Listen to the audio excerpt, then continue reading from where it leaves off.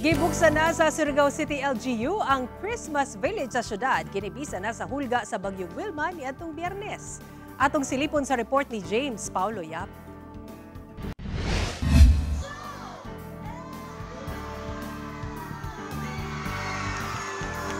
Taliwala pa man nga gipaubos ang Surigao City sa Tropical Cyclone Wind Signal number 1 nunot sa Bagyong Wilma niadtong adlong Biyernes. Wala kini makapugong sa mga Surigao noon aron dagsaon ang ilang Luneta Park atol sa pagbukas sa Christmas Village sa syudad.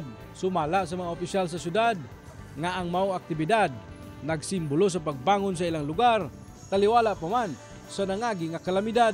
Ito yung pagbigay natin ng hope sa tao na despite sa mga challenges natin sa taong ito, lalo na 'di ba nagbagyo tayo, tapos may nagkaroon tayo ng malaking sunog, tapos despite that nabigyan pa rin natin ng hope yung every Surigao noon. Ang Light Up a Christmas Village usa sa mga ginaatangan sa mga Surigao noon matag tuig.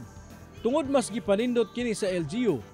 Gani kini na ang ika-23 ka tuig nga ilang ginahimo ang maong kasaulugan. Gitapos ang maong kalihukan sa usa ka alegre nga fireworks display, butang nga gikalipay sa mga misalmot sa Light Up a Christmas Village.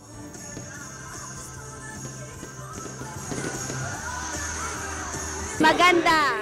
Tapos kagana nidya set up, gana sa mata, tapos ma-enjoy ka.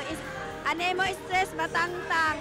Kauban si Makoy Sempron, James Paulo Yap, 1 Mindanao.